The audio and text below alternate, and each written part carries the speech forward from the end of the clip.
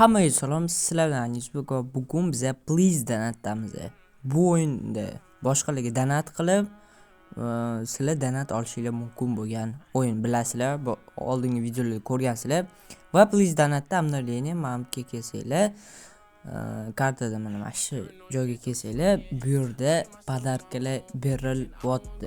Qanaqa podarkalar hozir ko'rib chiqamiz. Qaranglar. Kelasizlar, mana gifts degan tugma bor va bossanglar har xil narsalar turibdi. Mana hammasi olinib bo'lgan, ammo bitta narsa bor. Pastga kirsanglar mana nechalar qolgan, mana hammasi olingan, sold out va pastda mana unda 6-7 kunlar turibdi. Qaranglar.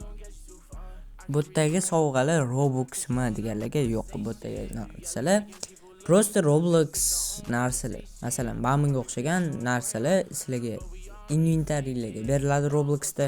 Bunga o'xshagan narsalar, masalan, aksessuarlar har xil va mashitda yozilganki, keyingi sovg'agacha qancha qolgani.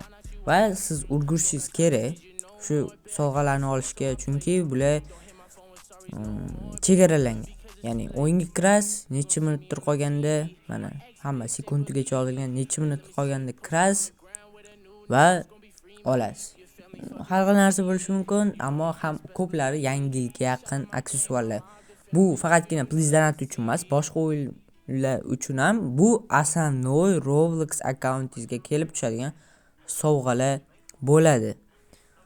Bizani keyingi narsa, men kodlar haqida gaplashmoqchi edim. Kodlar bu har xil yozmalar, ya'ni bu yozmalarni kiritib, har xil narsalar olsanglar bo'ladi. Please Donat'da ichida. Mana ticket degan narsaga bosasizlar va mana bunday so'zlarni yozib, har xil narsalar olsanglar bo'ladi.